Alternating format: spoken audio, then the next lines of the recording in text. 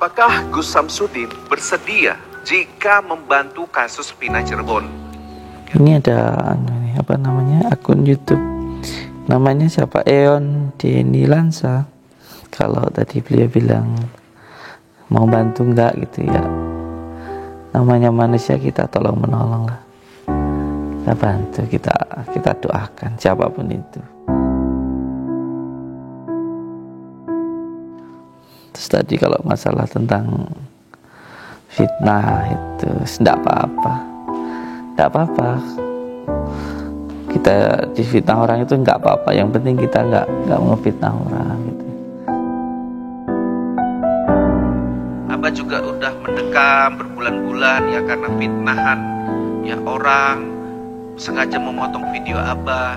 Ini hampir sama dengan kasus Vina Cirebon karena tuduhan palsu ya dari orang-orang oknum-oknum yang tidak bertanggung jawab. Mungkin ini saja yang bisa saya sampaikan. Mudah-mudahan ini direspon, didengar oleh Abah Gus Samsudin. Beliau sangat bijaksana sekali. Saya paham ya ke depan mungkin Abah disibukkan dengan pertemuannya, dengan urusannya, dengan pondoknya dan santrinya ya. Saya mengerti itu. Jadi saya akan bersabar menunggu respon dari Abah Gus Samsudin untuk Kang Eon Deni Lansa 2. Subhanallah, luar biasa. Saya ucapkan terima kasih juga untuk Kang Eon Lansia 2 tadi. Subhanallah. Karena ya ketika kita dimintain tolong sama seseorang, kewajiban kita yang pertama adalah membantu, itu dulu.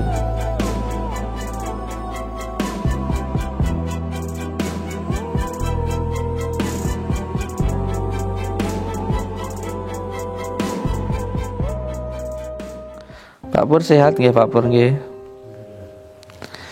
Nanti kita ke rumahnya yang kemarin tamu datang ke sini itu ya. Ya, bisa di sana insyaallah. Jam berapa kira-kira? Jam 3. Ya, salat asar sekalian aja nanti. Habis salat asar aja. Ya, insyaallah. Penting ngelakuin apa-apa awalnya bismillah dulu aja. Biar dapat fadlnya Allah, biar dapat barokahnya.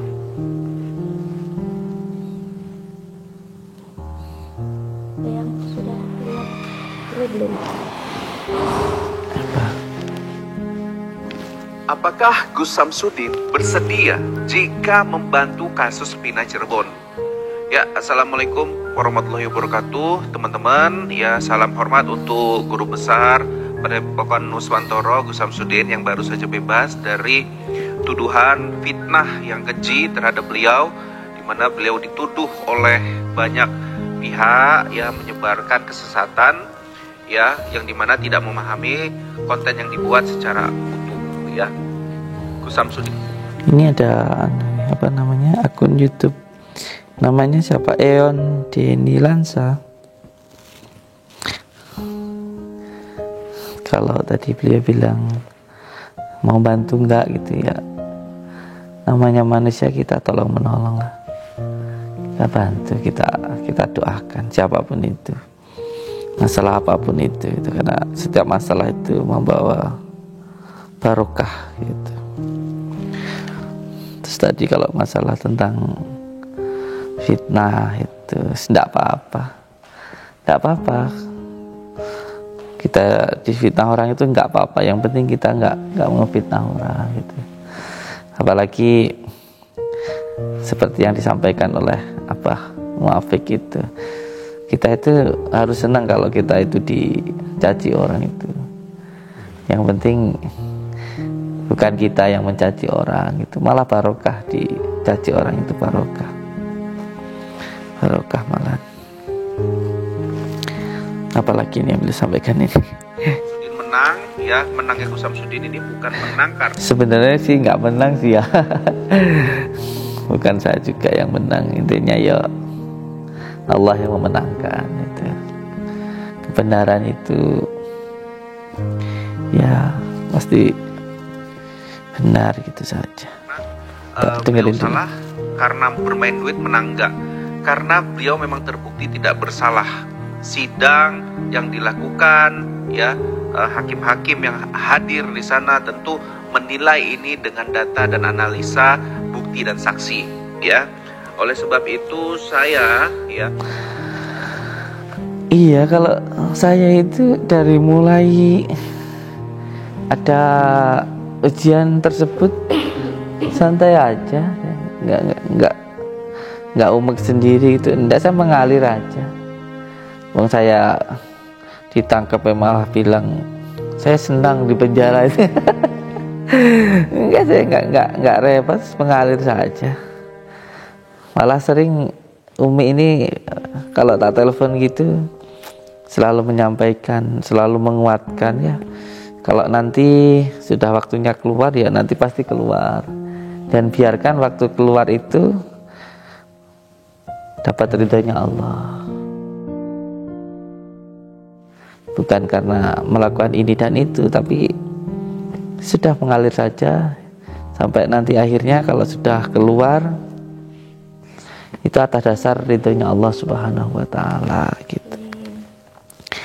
Itu Umi kan selalu bilang kayak gitu. Mas Denny ingin meminta pertolongan untuk Abah Gus Samsudin ya, mungkin bisa menganalisa atau mendoakan gimana caranya supaya kasus Vina Cirebon ini agar segera terselesaikan ya. Nah, untuk kasus Vina itu kan sebenarnya sudah ada pihak-pihak yang berwenang yang menangani seperti itu.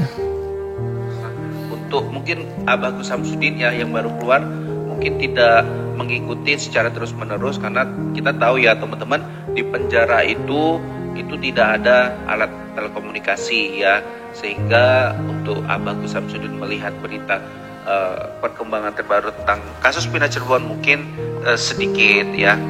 Nah, Abah Gus Samsudin, perkembangan terbaru yang bisa saya sampaikan untuk Abah Gus Samsudin yang mungkin bisa Abah nilai sendiri adalah munculnya sosok oknum ya, ada 2 orang polisi yang diduga sebagai orang yang membuat para pelaku yang bukan pelakunya terpaksa mengakuin karena tindakan kekerasan yang dilakukan 2 oknum ini. Ya, 2 oknum ini ya, Abah Gus adalah merupakan anak buah dari Ibtu Rudiana. Ya, kita bisa sebut yang satu namanya Gugun Gumilar, yang satu lagi namanya Aris Papua. Mereka diduga ya menjadi orang ya atau petugas yang dimana membuat terpidana 7 terpidana sama Saka yang sudah bebas jadi 8 ini mendekam karena bersaksinya ya karena tekanan tadi. Orang kalau udah disiksa ya, ditekan ya Abah, ya kayak gitu, apapun dikatakan yang penting jangan disiksa lagi gitu. Jadi ini menjadi kontroversi dan semoga Abah bisa menyikapi itu dalam waktu dekat. Itu ya Abah ya. Kemudian fakta baru juga untuk Abah Gus Samsudin, perlu diketahui Aep ya, Aep adalah merupakan saksi kasus Vina Cirebon. Dia merupakan orang yang memberikan kesaksian atas kasus Vina Cirebon ya, di mana para tersangka yang saat ini sudah jadi terpidana dan dipenjara seumur hidup. Ini dari kesaksian Aep. Aep ada temannya, jadi ini mereka berdua ini, Aep sama Dede. Dede ya udah mengaku jujur bahwasanya saksiannya atas tekanan. Sebetulnya Dede ini kan bersama Aep ya, satu hari pada saat kejadian itu selalu bersama dia ini Abah. Jadi Aep kemana ya Dede ikut gitu, Aep di mana ya Dede ada di situ gitu. Jadi Dede sendiri sudah mengakui bahwasannya kesaksiannya itu atas suruhan Abah ya, tidak benar-benar terjadi. Bahkan dia nggak tahu tuh tersangkanya siapa-siapa dia nggak tahu. Adanya pelemparan apa, batu, bambu itu atas perintahnya Ibtu Rudiana dan Aep, Bah. Jadi ini skenario janggal di mana Dede bersama YouTuber ya atau politikus Deddy Mulyadi itu sudah mengakui bahwasanya saya itu dipaksa, ditekan ya. Nah, di sini Dede Aep ya, Bah, harusnya mengakuin juga bahwasanya dia juga sama hasil tekanan ya. Tapi kejanggalan ini muncul, Aep yang dicari-cari ya, yang diduga bersembunyi, ujung-ujungnya malah melaporkan Kang Deddy Mulyadi, Bah. Nah, Kang Deddy yang ingin membongkar kasus ini ya, membuat saksi-saksi yang kemarin bersaksi palsu kini jujur, malah dipolisikan katanya menyebarkan kebohongan melalui channel YouTube-nya. Nah ini, Bah, si Aep ini gak berani muncul dia, Bah. Dia melalui pengacaranya. Herannya, Bah, pengacara Aep ini sama pengacara Ibtu Rudiana sama, Bah. Lucu ya, Bah ya. Nah itu, ini mungkin Gus Samsudin menyikapinya kepiye ini nanti ya. Kita coba nanti lihat, Bah, ya. Terus ada lagi, Bah, fitnah ya. Kang Deddy yang sudah susah payah, Kang Deddy yang sudah cukup berjuang untuk kasus Bina Cirebon ini diterpa isu miring, Bah. Apa isu miringnya? Ini katanya Kang Deddy memanfaatkan situasi kasus Vina untuk mendulang suara dan berkampanye. Nah ini gimana menurut Abah Gus Samsudin sendiri? Karena semuanya ini yang saya ceritakan ini kan terkait fitnah dan kekejian. Fitnah dan kekejian adalah sesuatu yang tidak dibuat, yang tidak sesuai fakta, kemudian menjadi heboh di kalangan netizen dan masyarakat Indonesia. Ini saya kasihannya gitu, Mbak. Ya, Abah juga udah mendekam berbulan-bulan ya karena fitnahan. Ya, orang sengaja memotong video Abah. Ini hampir sama dengan kasus Bina Cirebon. Yang terjadi adalah para terpidana ya diduga bukanlah pelakunya. Tapi apa yang terjadi? Mereka harus merasakan dinginnya jeruji besi, hilangnya masa muda mereka karena tuduhan palsu ya dari orang-orang oknum-oknum yang tidak bertanggung jawab. Ya. Jadi di sini, Bah, ini kasus Bina Cirebon ini ya satu pulau ya. Satu pulau dengan Abah Gus Samsudin di Pulau Jawa, di Blitar, Cirebon, jaraknya juga sekitar 7 jam ya, jarak tempuh dari Cirebon ke Blitar ataupun sebaliknya. Masih satu daratan ibaratnya. Jadi saya harap Abah yang sudah berkompetensi, Abah yang sudah mengalami pahit manisnya di dalam jeruji besi, ya, persidangan dan lain-lain, menghadapi desakan fitnahan yang begitu besar kepada Abah. Saya yakin Abah berpengalaman dan mungkin bisa membantu kasus Vina Cirebon ini. Ya, saya harapkan begitu. Nah, karena memang kita berharap kasus Vina Cirebon ini, Bah Den, bisa terang benderang siapa pelakunya, apakah memang benar seperti terawangan Linda, adanya oknum, adanya anak pejabat yang terlibat. Semoga kalau Linda ini bukan suatu, kalau menurut saya bukan suatu kebenaran loh, bukan sebuah khatirah robaniyah ataupun malukutiyah, tapi syaitoniyah, penyakit loh. Ini kesurupan itu penyakit, kesurupan itu tuh penyakit.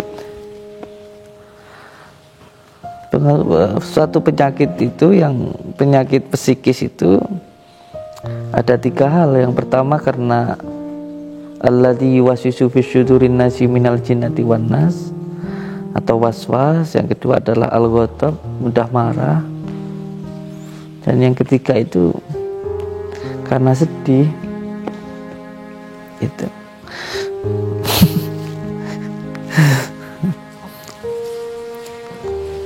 kalau memang benar semoga terbongkar ya, Pak ya.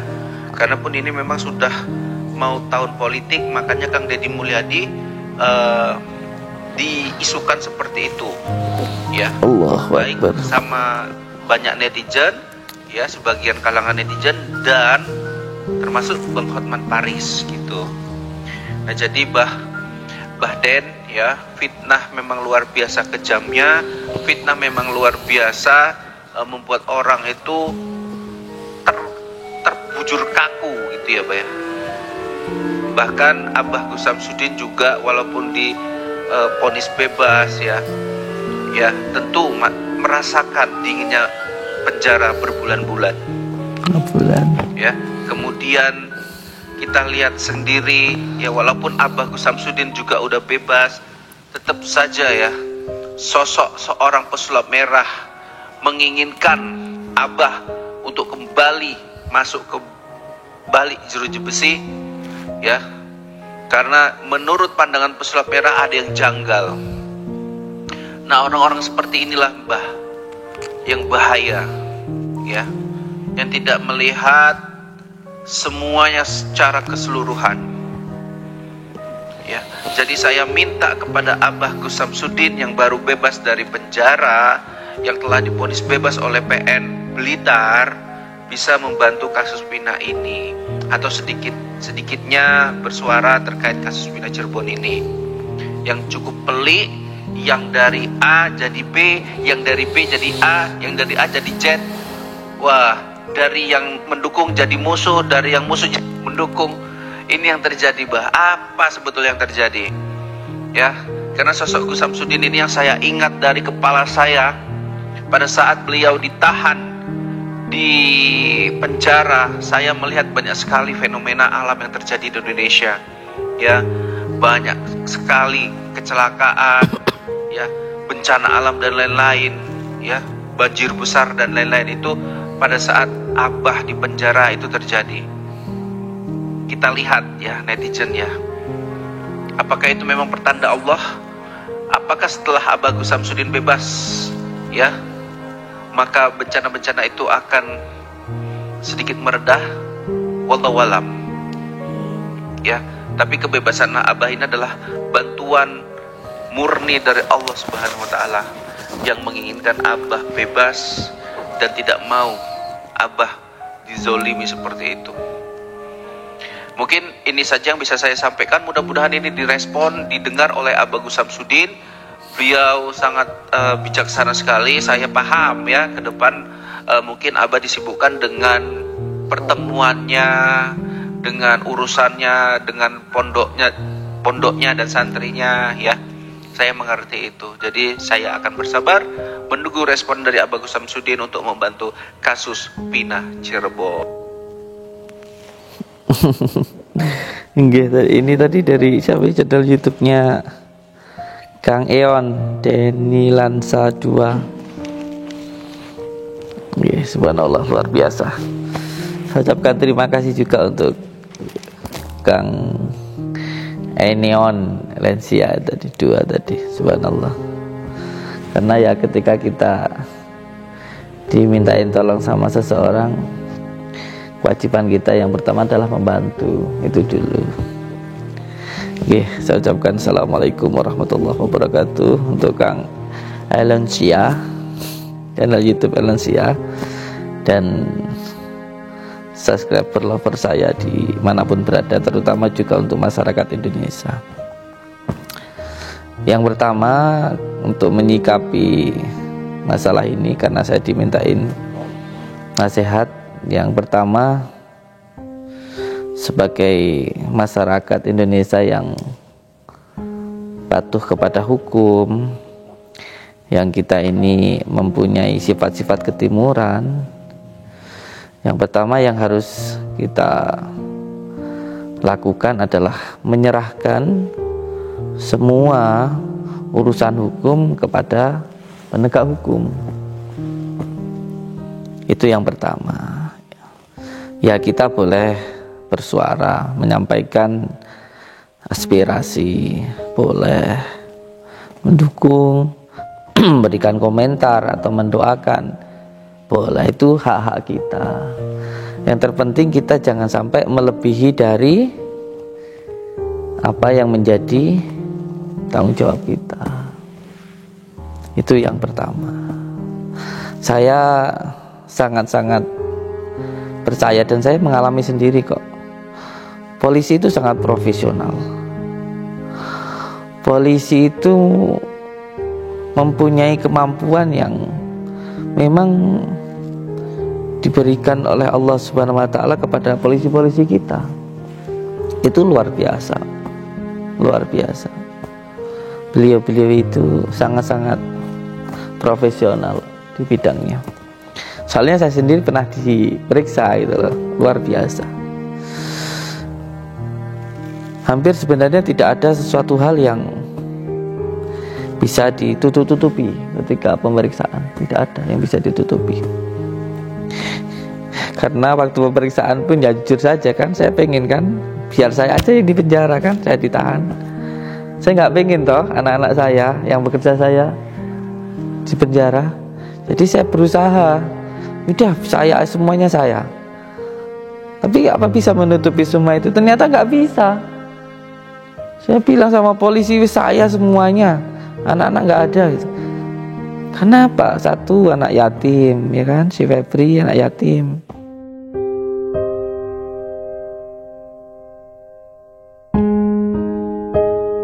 Dia itu ditinggal meninggal ayahnya, sehingga dia harus ngurusin adiknya yang masih kecil, ibunya janda, ibunya harus ngurusin adiknya, harus ngurusin mbahnya.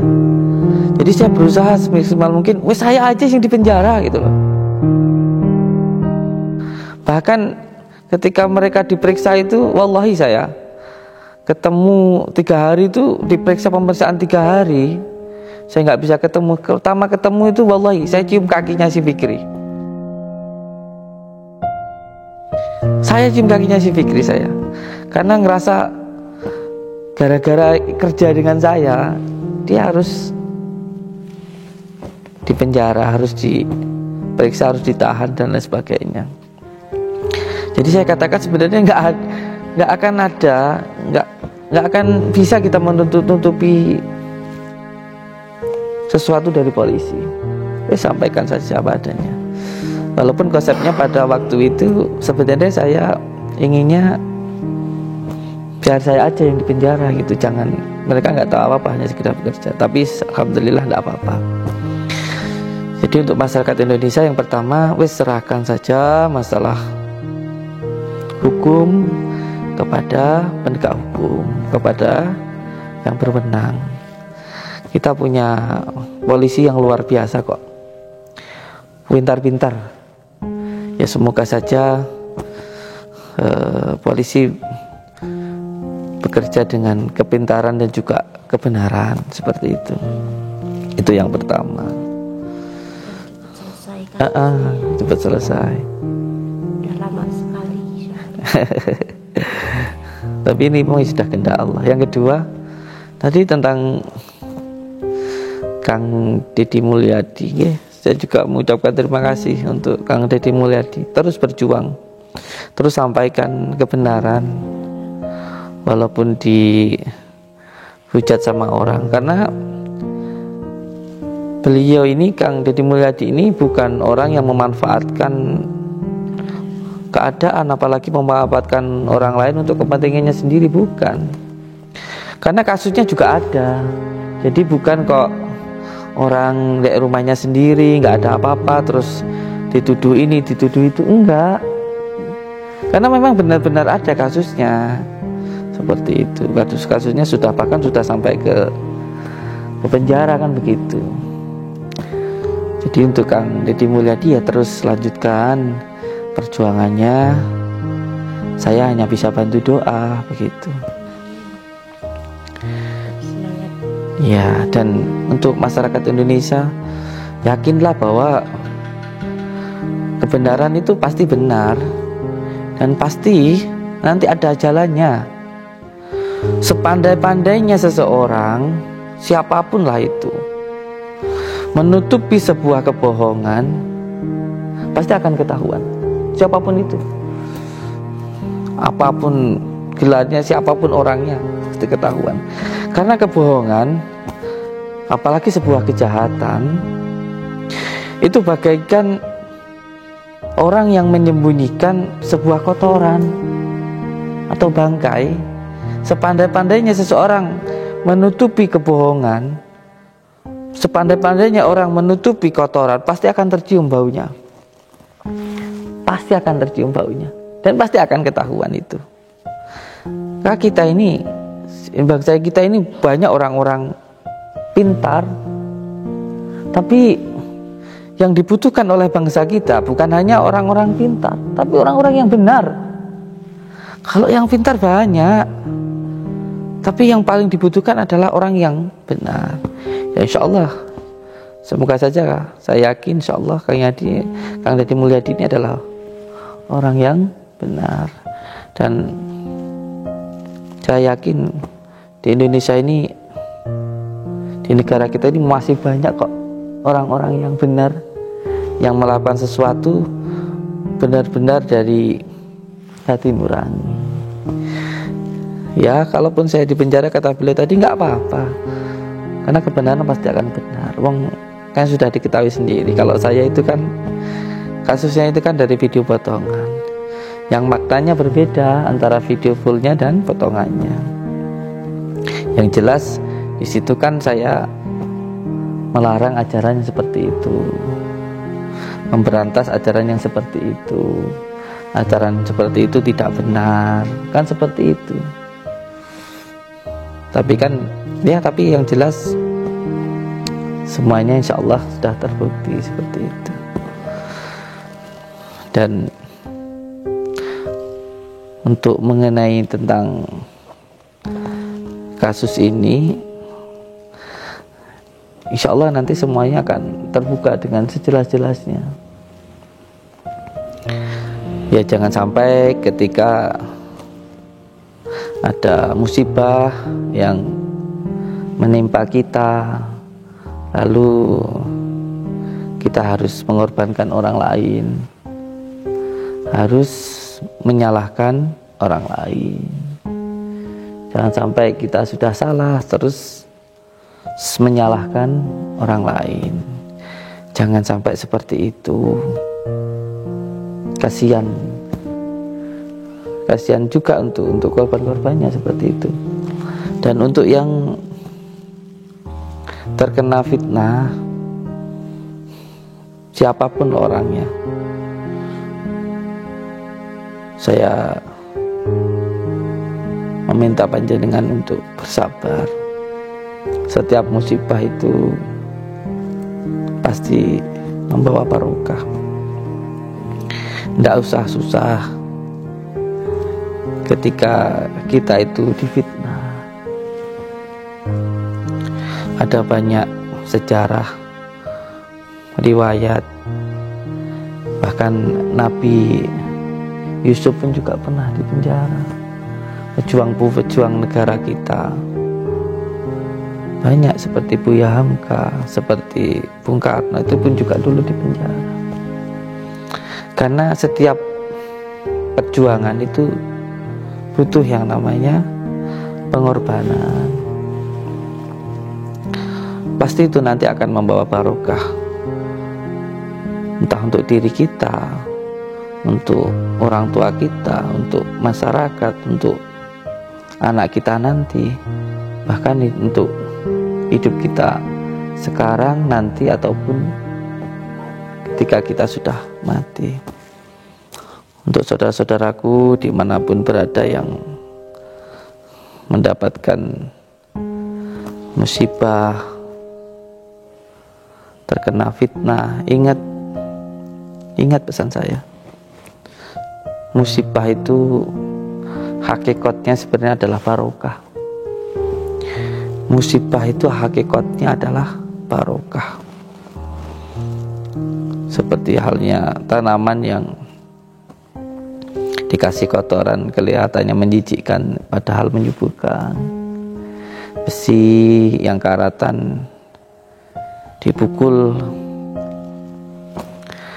berkali-kali, harus sabar, ikhlas. Memang kelihatannya menyakitkan karena dipukul beratus-ratus kali sampai akhirnya besi yang karatan bisa menjadi pedang yang tajam yang bisa dimanfaatkan. Itu prosesnya, dan kita harus sabar dan tabah dengan proses yang harus kita jalani. Yakinlah apapun itu yang menjadi keputusan Allah itu yang terbaik, dan apapun yang diberikan Allah itu juga yang terbaik. Pasti ada kebaikannya, pasti ada barokahnya, pasti ada kebahagiaannya dan kenikmatannya. Jadi untuk saudara-saudaraku yang terkena fitnah atau yang mendapatkan fitnah, yang sabar, yang ikhlas, dijalani dengan penuh keikhlasan, dengan penuh kesabaran, panjenengan pasti nanti akan mendapatkan sebuah kebahagiaan, akan mendapatkan sebuah kenikmatan. Yang penting bersabar dan ikhlas dengan apapun yang Allah berikan. Kuncinya yang terpenting harus sabar dan ikhlas. Dan untuk siapapun ya, untuk siapapun, ketika kita terkena musibah, jangan sampai kita itu tidak terima dan menyalahkan orang lain. Kasihan yang terkena musibah. Itu saja yang bisa saya sampaikan. Kebenaran pasti akan benar. Sekali lagi saya sampaikan, untuk seseorang, ketika kita terkena musibah, jangan sampai mengorbankan orang lain. Kasihan yang sudah terkena musibah itu. Jangan sampai menyalahkan orang lain, jangan sampai mengorbankan orang lain. Diterima dengan ikhlas. Kasihan ada yang menangis, ada yang ini menurut saya, hati saya, ada yang menangis, ada yang tersiksa karena terkena dampaknya juga gitu. Jadi kasihanlah gitu. Didoakan gitu. Itu kasihan. Jadi jangan sampai menambahi bebannya gitu. Yang harusnya sudah tenang, jangan dibebani dengan masalah-masalah dunia seperti itu. Kasihan. Harus ikhlas dengan apapun yang terjadi. Ketika ada musibah yang menimpa kita atau keluarga kita atau anak kita, ya kita terima dengan ikhlas. Jangan sampai kesedihan kita, rasa sakit kita, lalu kita menyakiti orang lain yang harusnya bisa menjadi iktibar, bisa menjadi barokah, malah memberikan musibah. Nggih. Untuk semua subscriber lover saya, ingat untuk selalu cinta kepada negara. Nggih. Jalankan sholat, amalkan sholawat, berbakti kepada orang tua dan baik kepada sama.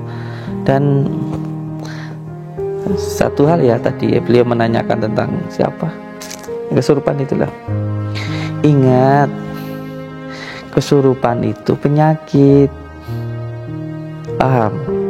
Seseorang yang hatinya tenang, yang hatinya penuh dengan keimanan,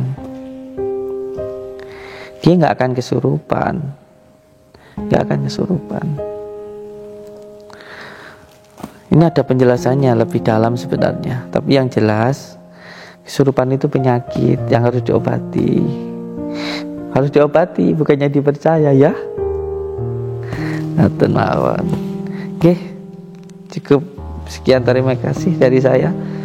Salam seduluran, jaga hati kita, jangan ada kebencian, kuatkan iman dan Islam. Ingat, hidup di dunia hanya sementara, akhirat selamanya.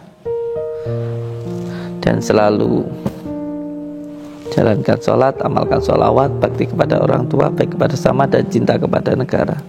Assalamualaikum warahmatullahi wabarakatuh.